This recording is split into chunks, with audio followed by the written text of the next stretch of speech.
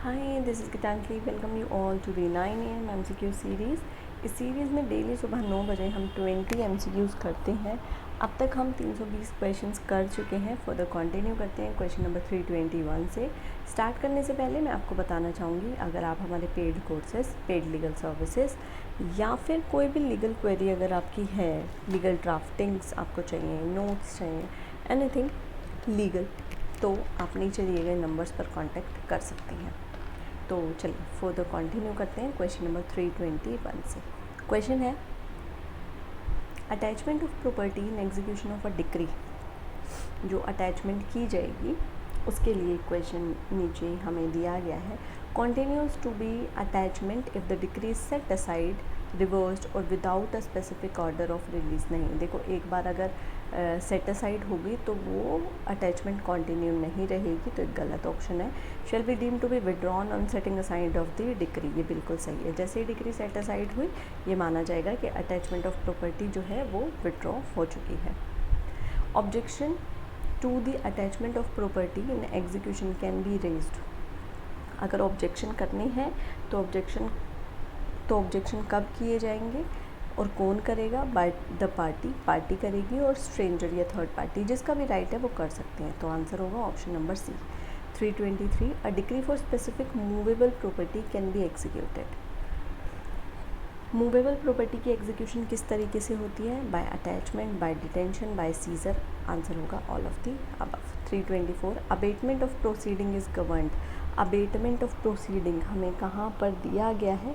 तो ये दिया गया है ऑर्डर नंबर 22 में, जहाँ पे बात की गई है डेथ, मैरिज और इंसॉल्वेंसी की। ऑर्डर 22 अप्लाइज टू, किस पर अप्लाई होता है ऑर्डर 22? सभी पे, क्योंकि पार्टी तो सूट में भी मर सकती है, अपील में भी और एग्जीक्यूशन में भी। 326, अबेटमेंट मीन्स, अबेटमेंट का क्या मतलब है? सस्पिशन और termination of proceeding in an action for want of proper parties. बिल्कुल सही है first option. The process of bringing on record the legal representative of the party on death of a party to the suit. नहीं, ये abatement का मतलब नहीं होता है। The process of seeking permission to file a fresh suit, ये भी नहीं होता है। तो आंसर होगा option number A. 327, N application for bringing the legal representative of a party has to be moved within, कितने दिन में लगाई जाती है ये एप्लीकेशन? विद इन 90 डेज, ठीक है, from the date of the death.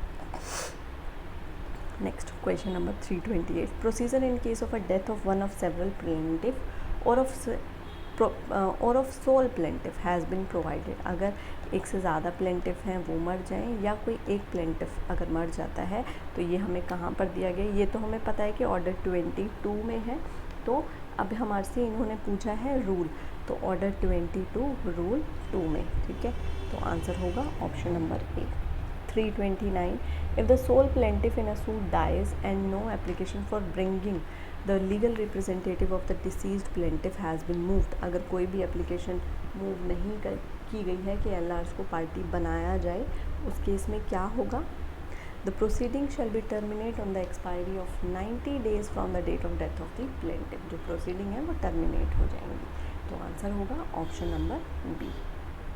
Next question, question number 330, in case of a party to the suit dies or no application moved for substitution of the legal representative within the statutory period of 90 days under order 22 rule 19, अगर substitute नहीं किया तो क्या होगा? The suit automatically abate on the expiry of the statutory period for moving the application without any formal order of the court। बिल्कुल सही है, court के ऑर्डर की ज़रूरत नहीं है, जैसे ही 90 दिन पूरे हुए ख़त्म, सूट अबेट, ठीक है। N application for substitution of the legal representative of the defendant lies. अब डिफेंडेंट को अगर लेकर आना है तो वो कहाँ पर हमें दिया गया है? तो वो हमें दिया गया है रूल नंबर 4 में। अभी हमने प्लेंटिफ के लिए पढ़ा था, तो उसके लिए था रूल 2, डिफेंडेंट के लिए है रूल 4।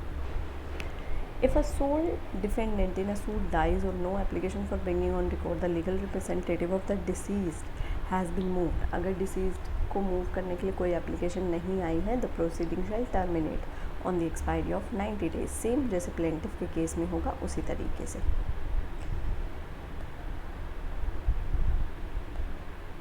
उसके बाद आ जाते हैं नेक्स्ट क्वेश्चन के ऊपर। 332 हमने कर लिए हैं, 333 पे आते हैं।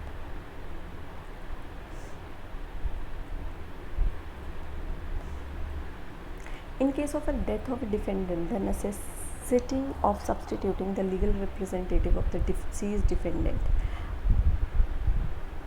अगर डिफेंडेंट की मर जाता है और लीगल रिप्रेजेंटेटिव ऑफ डिफेंडेंट का लाना है, तो उसके लिए नीचे दिए गए ऑप्शन में से क्या सही है? Can not be dispense with under any circumstances, can be dispense with in respect of defendant who has failed to file the written statement, अगर रिटन स्टेटमेंट नहीं आया हम छोड़ सकते हैं उसको। Can be dispense with in respect of defendant who having filed the written statement does not appear और contest the suit. So answer होगा ऑप्शन नंबर डी। ठीक है, next question, question number 334।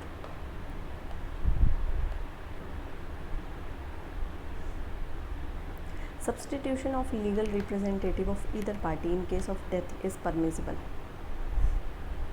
when the right to sue survives। ठीक है, option number A, right to sue survive. Right to sue survive का क्या मतलब है कि जो पार्टी है वो मर गई है, पर अभी कोई ऐसा पर्सन है, कोई लीगल रिप्रेजेंटेटिव ऐसा है जो सूट को फर्दर कंटिन्यू कर सकता है क्योंकि उसका राइट है उस प्रॉपर्टी में। ठीक है, right to sue survive in case of suits for defamation, assault, personal injuries not causing death. कब राइट टू स्यू सर्वाइव करता है? किसी भी केस में नहीं करता क्योंकि ये सारी चीज़ें पर्सनल है। ठीक है, 336 in case where there is no legal representative of party to the suit who dies during the pendency of the suit under order 22 rule 4A of CPC,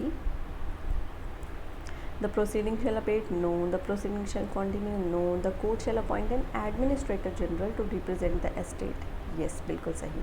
Next, 337 on the marriage of a female who is a party to the suit under order 22 rule 7 CPC, the proceeding shall abate, the proceeding shall not abate, it is discretion of the court to continue or not to continue the proceeding। तो क्या होगा? Option number B, the proceeding shall not. शादी हो जाने से proceeding थोड़ी ना update हो जाएंगी, प्रोसीडिंग तो चलती रहेंगी। During the period of continuation of hearing and pronouncing of judgment if either party dies under order 22 rule 6 of CPC, अगर कोई भी पार्टी की डेथ हो जाती है उस केस में proceeding shall abate during the period of conclusion. अच्छा, कंक्लूजन की बात करें, the proceeding shall not abate, तो आंसर होगा ऑप्शन नंबर बी। ठीक है, सिर्फ जजमेंट रह गया तो प्रोसीडिंग अबेट नहीं होंगे। Next, 339 on abatement of a suit under order 22 rule 9, a fresh suit on same cause of action can be brought? No. A fresh suit on same cause of action is only with permission? No. fresh suit हमेशा barred है। ठीक है, option number C. 340 abatement of suit can be set aside, कहाँ पर ये set aside होगा? Order 22 rule 9 में। Answer होगा ऑप्शन नंबर ई। इसको आप कैसे कंटिन्यू कर सकते हो? Abatement of suit can be set aside. Set aside का क्या मतलब है? हटाओ यहाँ से। हटाओ मतलब यहाँ नहीं रहेगा, यहाँ नो से कर लो, यहाँ नहीं रहेगा, नो नो नहीं रहेगा। ठीक है, इस तरीके से। तो यहाँ पे हमने कवर कर लिए हैं नेक्स्ट 20 क्वेश्चन। आई होप ये सीरीज़ आप सभी के लिए हेल्पफुल होगी। अगर आपके कोई सजेशन या ओपिनियन है तो आप मुझे कमेंट सेक्शन में बता सकते हैं। आज के लिए बस इतना ही, मिलते हैं कल सुबह 9 बजे।